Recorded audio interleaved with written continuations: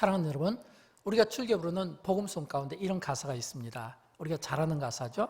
당신은 사랑받기 위해 태어난 사람, 당신의 삶 속에서 그 사랑 받고 있지요.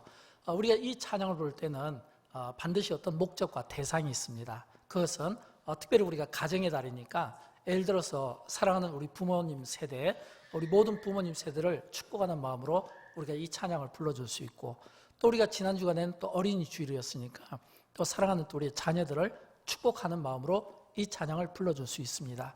또 우리가 이 찬양을 부를 때 주로 예를 들어서 영광교회가 이웃 초청주일을 한다든지 또는 영광교회 처음 방문 오신 분들을 향해서 우리가 이 찬양을 불러줄 수 있습니다.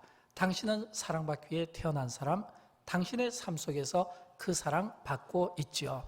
여러분, 이 찬양이 나를 향해 들려진다라고 이렇게 생각하면 마음이 어떨까요? 기쁘지 않겠습니까? 아마 내가 환영받고 사랑받는다는 아마 그런 그 기쁨과 그 마음에 어떤 넘치는 감사가 있지 않을까요? 그러나 대조적으로 사랑받고 싶은데 당연히 사랑받아야 될 사람들이 만약 사랑하지 못하고 사랑을 거절당한다면 어떻게 될까요? 인간이 갖는 가장 큰 비극 중에 하나는 뭐냐면 거절당하는 사랑입니다. 거절당하는, 사랑을 받아야 되는데 사랑을 받지 못하는, 이거는 굉장히 인간에게 있어서는 비극에 가깝다라고 이렇게 볼 수가 있습니다. 예를 들어서 어떤 이렇게 가정의 달이잖아요. 저는 우리 가운데 그런 분이 없기를 바라지만 혹시라도 가정 속에서 우리가 사소한 어떤 이 말 한마디 또는 무심코 내뱉은 이 말 한마디가 가정에서 상처를 줄 수가 있는 겁니다. 예를 들어서 부부간에 아내가 남편에게 아름다운 모습을 보이기 위해서 나름대로 꾸미고 치장을 했는데, 예를 들어서 남편이 아무런 관심 없이 그냥 평범하게 대한다라고 하면 아내에게는 분명 상처가 되지 않겠습니까? 또 예를 들어서 자녀들이 또 어떤 부모님 앞에서 어떤 열심하고 노력하는데 예를 들어서 부모가 그 마음을 몰라준다면 또 역시 상처가 될 수 있겠죠. 그런데 이런 이 사소한 이 크고 작은 이런 상처들이 사실은 우리의 일상의 삶 가운데 많이 일어나고 있다는 겁니다. 내가 무심코 던진 그 한마디가, 내가 무심코 한 그 하나의 행동이 다른 사람에게는 상처가 될 수 있다는 거예요. 근데 더 중요한 것은 이런 이 상처가 오래 가도록 내버려 두면 안 돼요. 왜냐하면 우리가 상처를 주고받을 수 있는 그런 세상 환경 속에서 살아가는 것은 맞지만, 그러나 이것이 오래되면 나중에는 이것이 상처로 끝나지 않고 마음에 쓴마음이 되는 겁니다. 마음에 쓴마음. 제가 이렇게 목회를 하다 보면 많은 분들과 이렇게 대화를 나누게 되잖아요. 많은 분들의 이야기를 듣게 되잖아요. 이런 경우가 있습니다. 자주 있는 것은 아닌데 그 사람의 그 입에서 나는 그 냄새예요. 그런데 이 입에서 나는 이 냄새가 어떤 냄새냐면 이 속이 막 끓어오르잖아요. 창자와 막 몸에서 내장에서 막 속이 타들어간다고 하죠. 이렇게 속이 타들어갈 때 이 속에서 이 쓴마음이 이 입을 통해 언어를 통해 나올 때는 진짜 이거는 고문입니다. 근데 제가 고문처럼 여기보다는 상대의 입장에서 한번 생각해 봐요. 저분이 지금 굉장히 속이 타들어가고 있구나. 얼마나 속이 타들어가면 그 속 안에 있는 그 내장에서의 몸에서의 그 냄새가 이렇게 상대방에게까지 전달될까라고 했을 때 이것은 진짜 그 상대 입장에서는 쓴마음이 되고 쓴뿌리가 될 수 있다고 하는 겁니다. 우리는 이런 이 쓴마음이 사실은 우리가 안고 살아가고 있는 것 같아요. 저는 여러분 우리 가운데 이런 쓴마음이 있다면 이 쓴마음을 저는 오래 내버려 두지 않았으면 좋겠어요. 왜냐하면 이 쓴마음이 오래되면 이것이 자꾸 나를 병들게 만듭니다. 병들게 만들어요. 어떤 병이 우리에게 생길까요? 먼저 몸에 질병이 생길 수 있어요. 왜냐하면 우리 인간은 이 호르몬이라는 게 있잖아요. 근데 우리 몸에 있는 이 호르몬이 이게 적당한 어떤 균형을 이루고 밸런스를 갖춰야 되는데 이 호르몬이 어떤 몸의 원인의 그 작용으로 인해서 한쪽으로 이렇게 쏠림 현상이 되면 당연히 그 호르몬의 그 쏠림 현상으로 인해서 사람의 몸이 뭔가 질병이 찾아올 수 있다는 거예요. 왜냐하면 면역력이 떨어지면 질병 찾아올 수 있잖아요.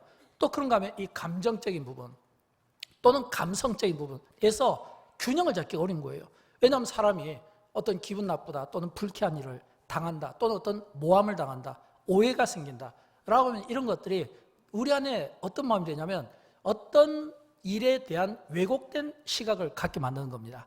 이 왜곡된 시각이 모든 걸 비판적인 시각으로 보게 되고 모든 것을 부정적으로 보게 만드는 거예요. 이런 이 왜곡된 이 시각에 의해서 우리가 정서적으로 파괴될 수가 있는 겁니다.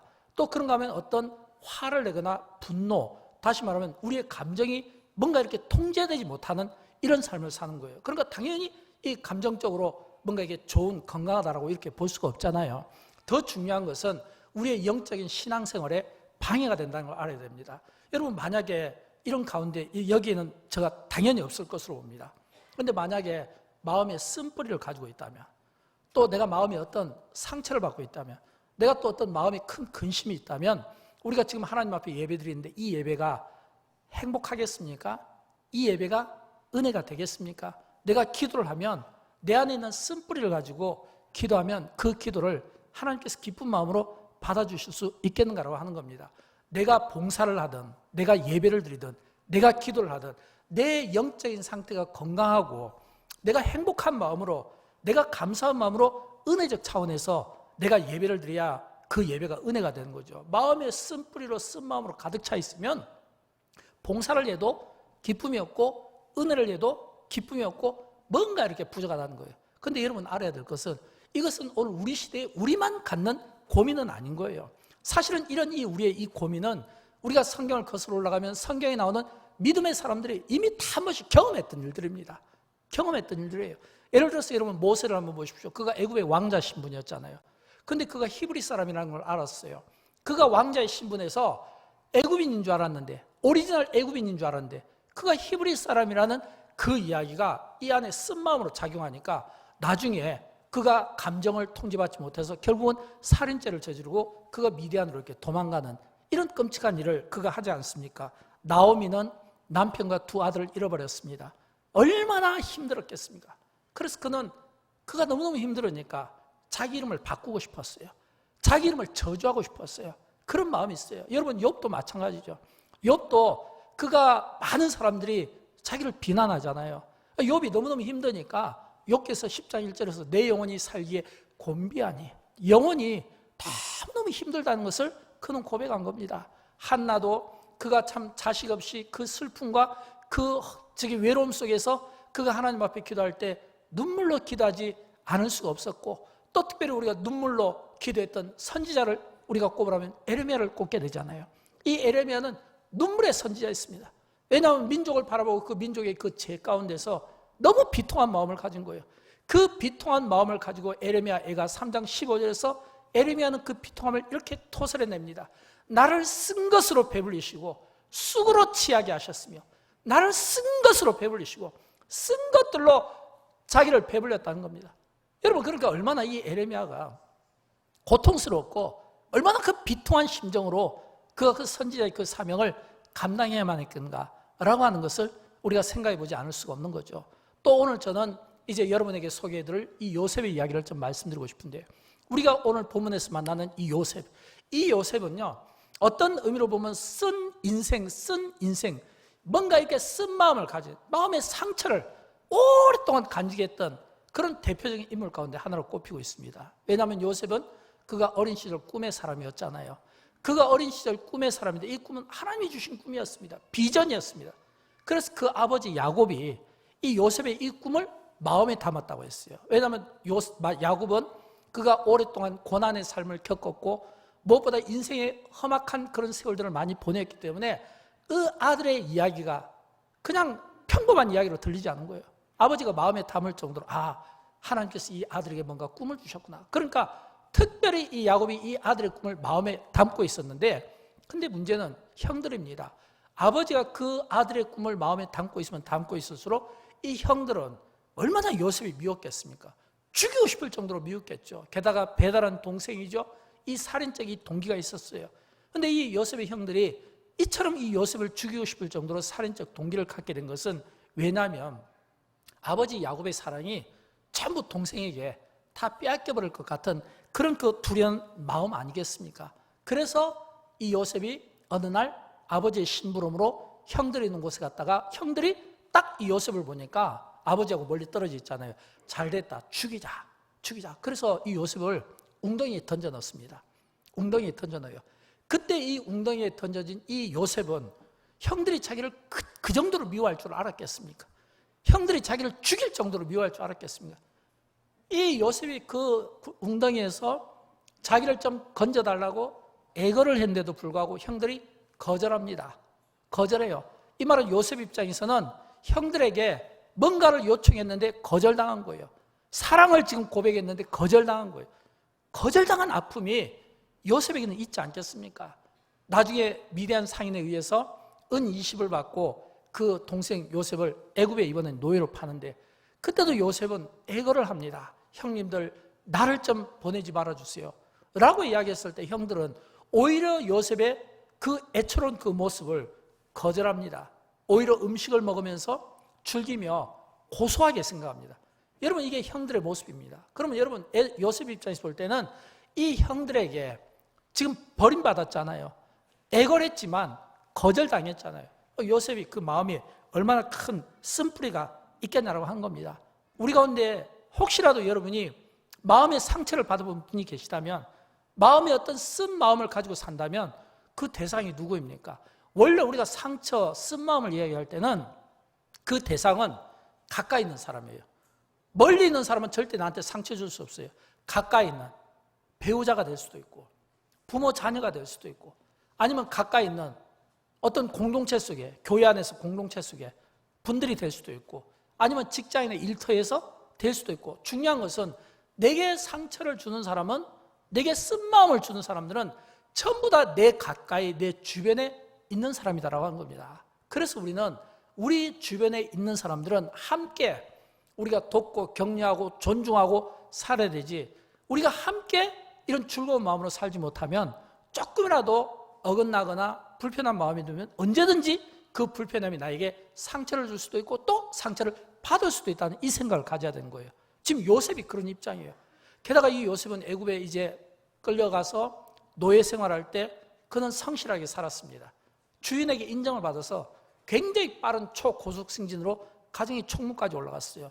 이제는 좀 괜찮고 이제 숨 한숨 좀 돌릴 만하니 이번엔 또 이제 주인의 부인이 또 유혹하잖아요. 그래서 그 유혹을 과감하게 뿌리쳤어요.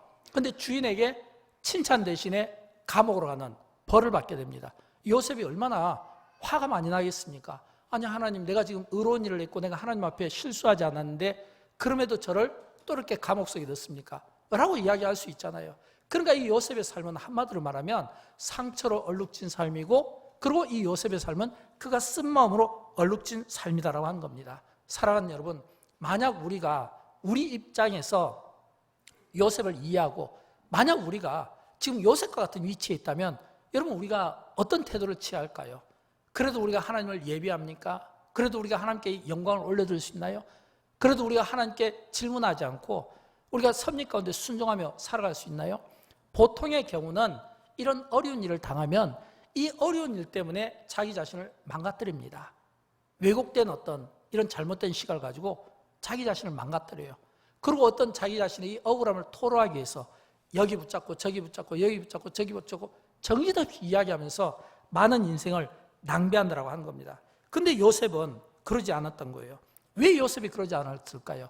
이 요셉이 그러지 않았다는 것을 우리에게 보여주는 아주 참 좋은 본문이 두 개가 있어요. 하나는 뭐냐면 요셉이 좋은 본문이 어디에 나오냐면 창세기 49장 23절에 나옵니다. 창세기 49장 23절에 보면 우리 같이 한번 읽어보도록 할까요?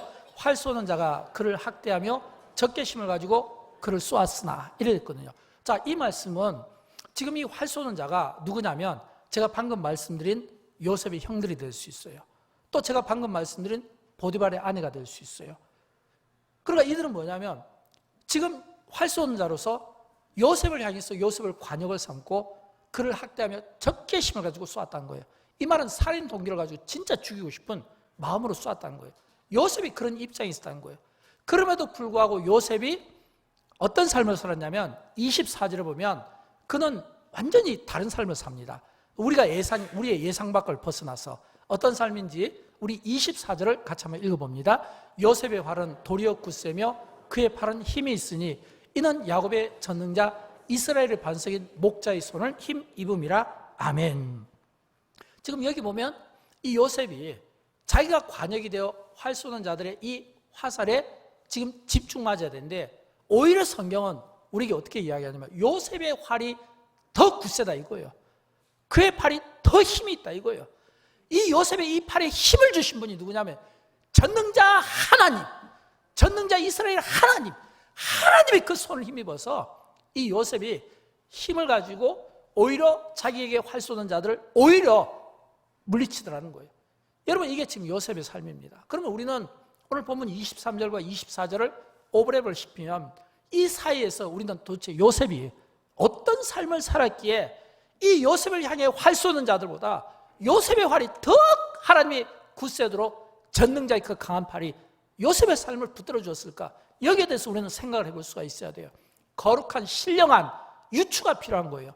여러분, 왜 요셉의 삶이 그가 화살바지가 되어야 되는데 오히려 하나님이 그의 팔을 더 그의 그 전능자의 팔로 강하게 해줬겠습니까? 그것은 요셉이 그에게 가해를 끼친 가해자가 되는 그의 형들이나 보디발의 아내같이 또는 감옥의 간수, 그 죄수같이 이 요셉을 향해서 비난하고 공격할 때 요셉은 그의 시선이 가해자에게 있었던 것이 아니라 하나님께 있었다는 겁니다.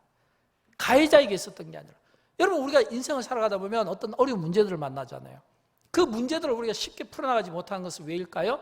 오늘 나에게 문제를 준 그 가해자, 나에게 상처를 준 가해자, 또는 나에게 뭔가 쓴 이런 어떤 마음을 준 가해자에게 초점을 맞추니까 이게 사그라들지 않고 이 분노가 점점 더 커지고 잘못된 이 왜곡된 이 자아상이 점점 더 하나님과는 멀어지고 하나님 뜻과는 멀어지는 이런 삶으로 살아갈 수밖에 없다는 겁니다.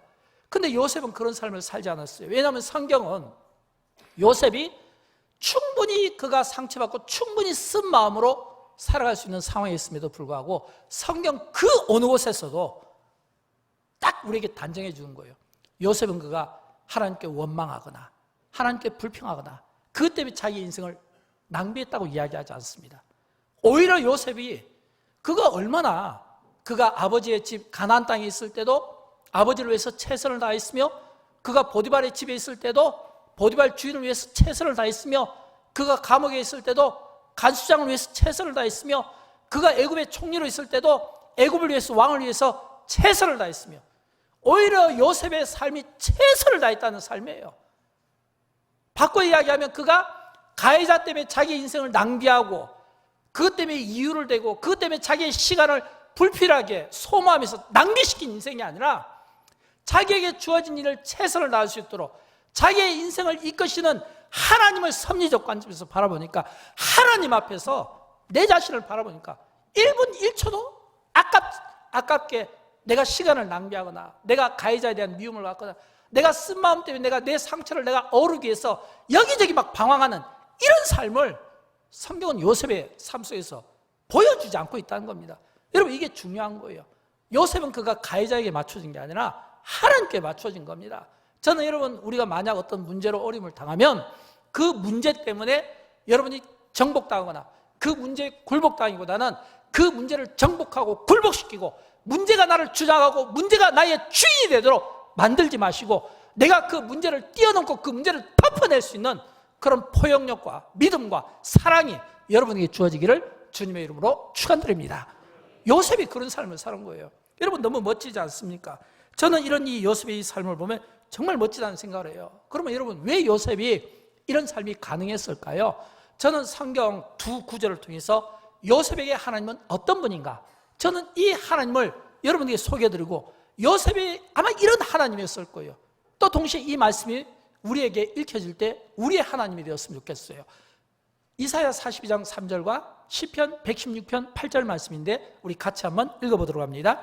상한 갈대를 꺼져가는 등불을 끄지 아니하고 진실로 정의를 시행할 것이며 주께서 내 영혼을 사망에서 내 눈을 눈물에서 내 발을 넘어짐에서 건지셨나이다. 아멘. 여러분, 요셉에게 하나님은 이런 하나님인 것 같아요. 하나님은요, 우리 인생이 아무리 상한 갈대와 같아도 꺾지 아니하시는 하나님이에요. 우리 인생이 아무리 꺼져가는 등불과 같아도 끄지 아니하시는 하나님이에요.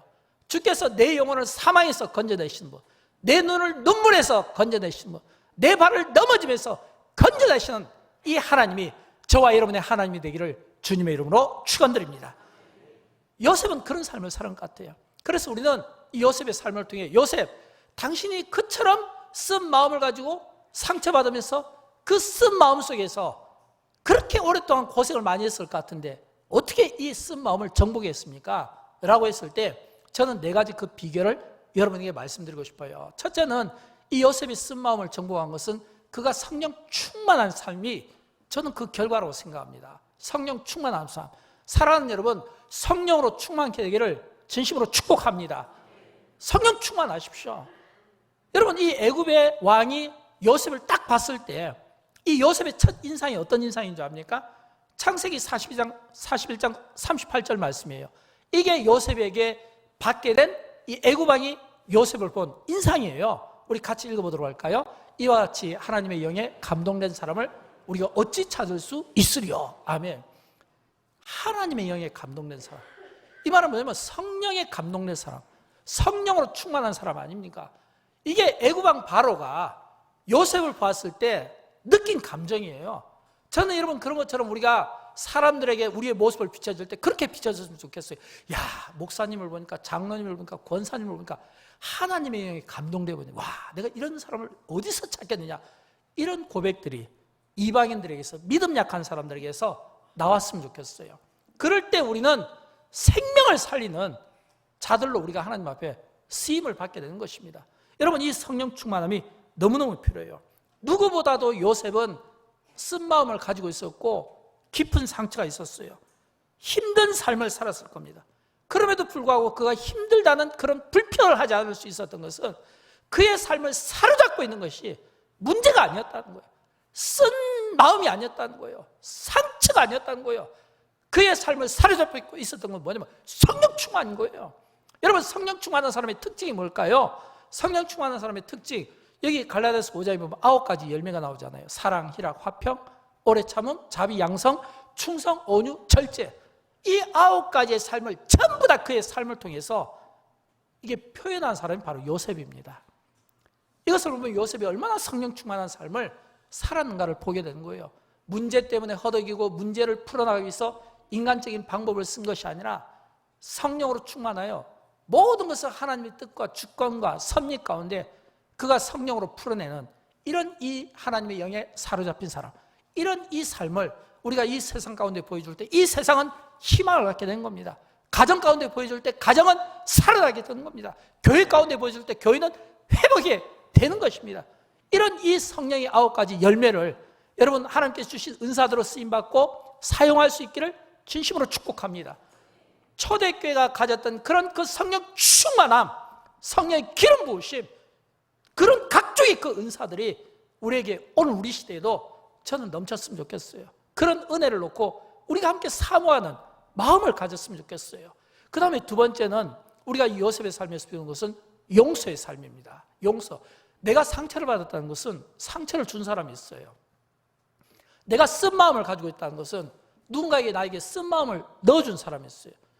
여러분, 우리는 상처를 받기도 하지만 주기도 하고 또 주기도 하지만 또 받기도 합니다. 그러니까 피해자만 있는 건 아니에요. 가해자가 있어요. 가해자만 있는 것은 아니에요. 피해자도 있어요. 중요한 것은 이러한 이 삶을 내가 가해자가 되지 않도록 내 자신을 다스리는 것이 중요하고, 내가 피해자가 됐을 때는 내가 가해자를 어떻게 내가 대할까라고 했을 때 우리는 그 대안을 예수님에게서 찾아야 되는 거예요. 왜냐하면 예수님은 70번씩 7번이라도 용서해 주라고 했잖아요. 여러분, 우리는 많은 경우 용서를 이야기할 때 마치 관용을 베푸는 것 같아요.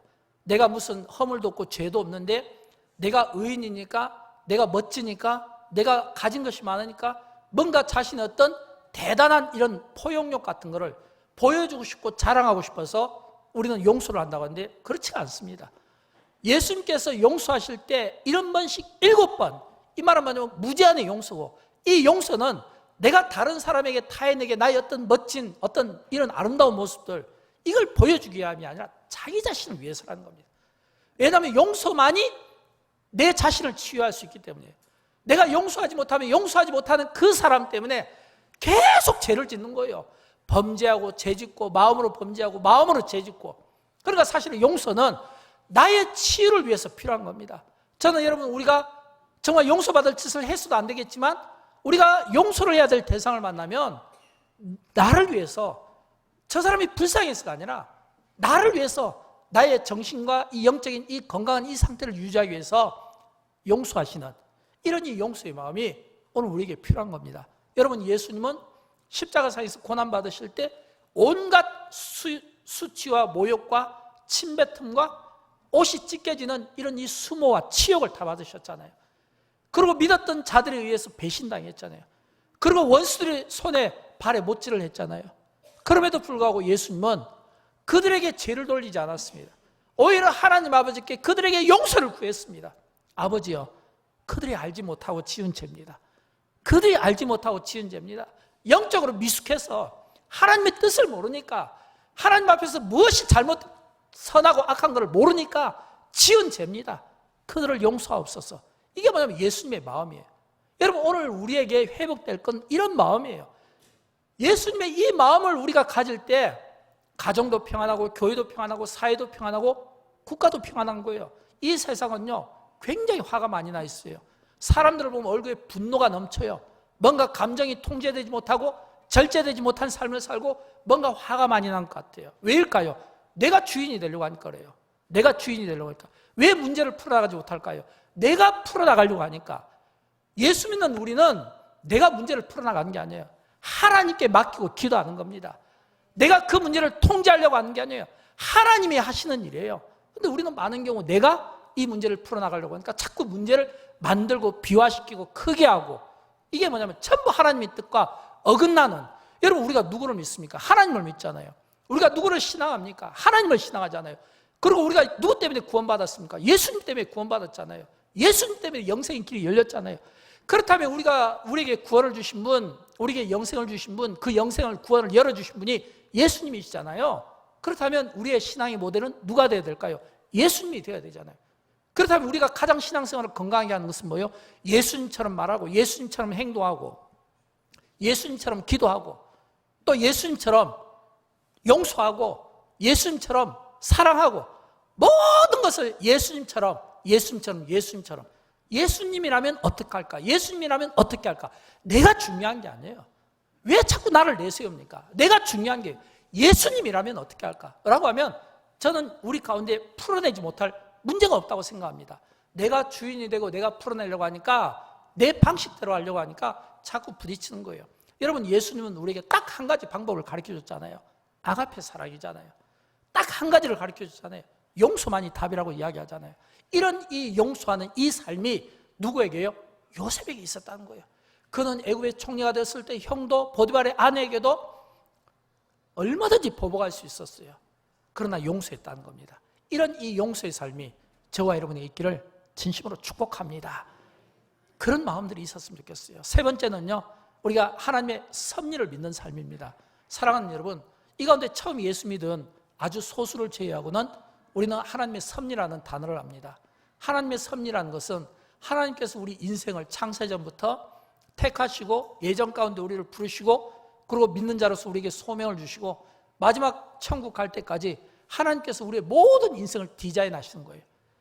그리고 하나님께서 모든 우리의 인생을 디자인하시고 우리의 구원과 우리의 천국을 완성시켜 주셨습니다.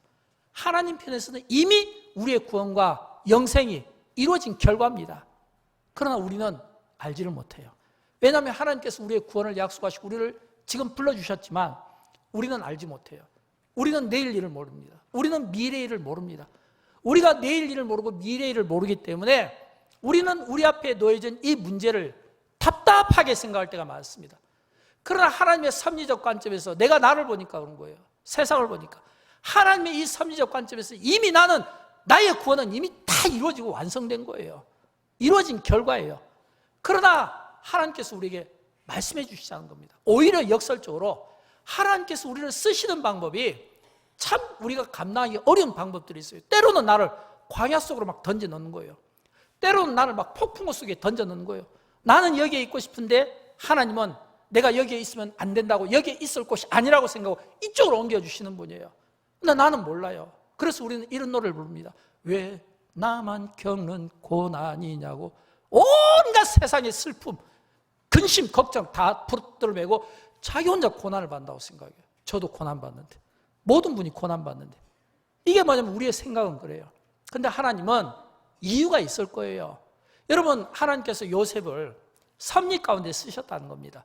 만약 하나님께서 요셉을 애굽의 총리로 쓰실 목적이 없었으면 굳이 가나안 땅에서 애굽으로 노예로 팔려갔겠습니까? 굳이 또 그 노예 신분에서 머물게 했을 건데 감옥까지 갔겠습니까? 가나안에 있는 한 족장의 아들로 평범하게 살아갈 수가 있는 거예요. 그러나 하나님은, 하나님의 뜻은 요셉이 그런 평범한 삶을 살기를 원하지 않았기 때문에 애굽이라는 큰 나라에 보낸 겁니다.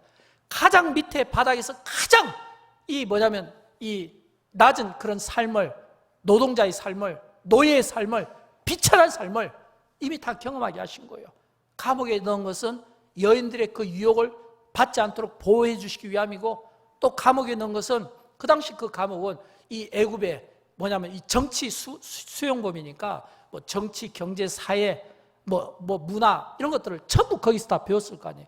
그러니까 하나님의 섭리적 관점에서 보면 요셉이 가나안 땅에서 애굽으로 노예 신분에서 감옥에서 총리가 된, 이건 뭐냐면 그게 7년 동안의 그 흉년 기간에 건질 그 흉년 가운데 지도자로 삼기 위한 하나님의 뜻이 있었고, 또 이스라엘 백성들을 그 흉년 기간에 거기에 인큐베이터로 이렇게 보호했다가 나중에 가나안 땅으로 이끌어가기 위한, 민족을 만들기 위한 하나님의 그 섭리의 여정이 있었다는 거예요. 그 섭리 가운데 때로는 내가 광야에 들어갈 수가 있어요. 때로는 내가 사자굴 속에도 들어갈 수가 있고, 웅덩이 속에 들어갈 수도 있고, 폭풍이 속에 들어갈 수가 있어요. 하나님의 섭리와 그 뜻을 모르고 믿음의 관점에서 하나님을 바라보지 못하면 우리는 불평하고 원망하고 낙심하고 자꾸 자기 자신의 인생을 낭비하고 불필요한데 자꾸 시간을 낭비하는 거예요. 그러나 하나님의 뜻과 섭리를 알고 믿음의 관점에서 보면, 하나님께서 요셉의 입장에서 보면 형들을 사용하셨구나, 보디발의 아내를 사용하셨구나, 이런 어떤 형들이나 이런 보디발의 아내를 통해서 지금 나를 향해서 화살을 쏘는 이런 적개심을 갖은 자들, 그들까지도 사용해서 하나님의 뜻을 이루는 데 있어서 사용하셨구나 라고 하는 것을 깨닫게 되는 거예요. 여러분, 이게 하나님의 섭리인 것을 믿으시기 바랍니다. 하나님의 섭리의 관점에서 보면요, 버릴 것이 하나도 없고, 하나님의 섭리의 관점에서 보면 이 세상에 일어나는 모든 일은 우연이라는 게 있을 수 없어요. 모든 것은 하나님의 계획과 설계 가운데 이루어진 거예요. 다만 나만 모를 뿐입니다. 하나님께서 나에게 알려주시지 않은 거예요. 대신에 하나님께서 내가 있어야 할 곳에 내가 있도록 하기 위해서 때로는 불구덩이 속에 넣기도 하고, 때로는 광야에 넣기도 하고, 때로는 막 폭풍 속에 넣기도 하고, 때로는 어떤 시련 가운데 넣기도 하고. 왜일까요? 그게 필요한 거예요. 어떤 분에게는 그것이 연단이 될 수도 있어요. 어떤 분에게는 그것이 훈련이 될 수도 있어요. 어떤 분에게는 고난 가운데 유익이 있다고 하잖아요. 뭔가 나에게 더 큰 유익을 주시기 위하여 하나님께서 나를 다듬어 가시는 과정이 될 수도 있는 겁니다. 물론 우리의 죄의 결과로 우리가 잘못된 어떤 광야나 인생의 폭풍우를 만날 수가 있지만, 하나님의 섭리 가운데 하나님께서 우리 인생을 붙들고 설계하실 때 하나님의 그 목적과 뜻에는 이런 귀한 일들이 있다고 하는 것입니다. 사랑하는 여러분, 저는 그런 의미에서 오늘 우리에게 일어나는 모든 일은 우연이 아니라 하나님의 뜻과 섭리 가운데 뭔가 하나님의 뜻이 있을 거야. 그것 때문에 분해하고, 그것 때문에 원망하고, 그것 때문에 불평하기보다는 오히려 스스로 더 낮아짐을 통하여 더 겸손하게 하나님의 뜻을 기도로 묻는 이런 영적인 성숙함을 통해 하나님의 주권과 섭리 가운데 하나님이 내 인생을 어떻게 들어쓰시는가, 이런 영적인 기대감 속에 살아갈 수 있기를 주님의 이름으로 축원드립니다. 마지막으로 네 번째는 이제 어떤 삶이냐면 부모의 축복입니다. 부모의 축복. 여러분, 야곱은요, 오늘 본문에 보면 임종을 앞두고 자녀들을 축복한 내용입니다. 그 중에 오늘 본문 22절에 보면 이렇게 요셉을 축복합니다. 우리 같이 한번 읽어보도록 할까요? 요셉은 무성한 가지 곧 샘 곁에 무성한 가지라, 그 가지가 담을 넘었도다. 아멘. 여러분, 여기에 보면 요셉은 무성한 가지 곧 샘 곁에 무성한 가지라. 저는 이 말씀을 보면서 이런 생각을 해요. 참 부모의 축복이 중요하다는 겁니다. 부모의 축복이 중요해요. 왜 중요할까요? 지금 이 말씀은 아버지 야곱이 아들 요셉을 축복한 내용이거든요. 그런데 이 축복을 보면 이 아버지는 요셉이 이런 인재가 될 것을 이미 알았던 것 같아요. 또 이 축복은요, 이게 인간의 어떤 욕심에 의해서 채워지는 것이 아니라 이 축복은 하나님께서 아버지에게 영권을 줘서 주시는 축복이라고 저는 믿어요. 내가 아무리 인간적으로 내가 인간적으로 내 아들을 축복하고 싶어도요, 하나님의 뜻이 아니면 그 축복이 될 수가 없어요. 우리는 그걸 갖다가 에서의 삶과 야곱의 삶을 통해 우리가 이미 보지 않았습니까? 저는 그런 의미에서 오늘 이 축복은 하나님께서 요셉을 축복하신 내용인데, 근데 그 축복이 뭐냐면 샘 곁에 무성한 가지라. 이 샘 곁에 무성한 가지, 이게 뭐 여기에 더 설명이 필요가 있겠습니까? 그렇다면 이 샘 곁에 무성한 가지라는 것은 이 요셉이 앞에도 말씀드린 것처럼 그는 가해자의 초점을 맞춘 인생이 아니라 하나님께 초점을 맞췄고, 하나님께 초점을 맞췄다는 것은 하나님의 말씀에 뿌리를 두고, 그가 그 뿌리를 두고 하나님의 말씀의 그 뿌리 속에서 자기의 믿음과 신앙을 키워나갔다는 거예요. 만약 우리가 어떤 문제 앞에서 가해자에게 초점을 맞추면 아마 이렇게 이야기할 것 같아요. 샘 곁에 무성한 가지가 아니라 사막의 가지라, 이렇게 됐을 것 같아요. 여러분, 인생을 인간의 관점에서, 땅의 관점에서, 문제의 관점에서 보면요, 결국은 사막에다가 나무 심은 것 같이 되는 거예요. 이거는 만약 집을 짓는다면 이거는 모래에 집을 짓는 것 같아요. 그러나 하나님의 말씀의 뿌리를 가지고 하나님의 그 말씀의 기초에서 그 하나님의 말씀을 주야로 묵상하는 그 묵상의 능력과 그 영성으로 우리가 만약 샘을 만들고 가지를 심는다면 이거는 뭐냐, 물된 동산과 같은 거예요. 여러분, 우리가 잘 알잖아요. 물된 동산에 관한 말씀이 이사야서 58장 11절에서 나오는데 우리 같이 읽어보도록 할까요? 여호와가 너를 항상 인도하여 메마른 곳에서도 내 영혼을 만족하게 하며 내 뼈를 견고하게 하리니 너는 물된 동산 같겠고 물이 끊어지지 아니하는 샘 같을 것이라. 아멘.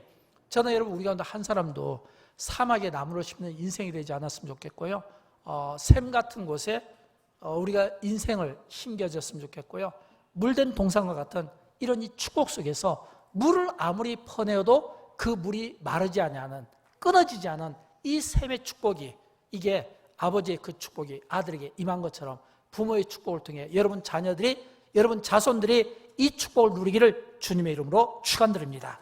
사랑하는 여러분, 하나님은요, 우리 인생에 대해 꿈이 큽니다. 내가 내 자녀에 대해서 갖는 꿈보다 하나님이 나에 대해서 갖는 꿈이 더 커요. 하나님이 내 자녀들에게 갖는 꿈이 더 커요.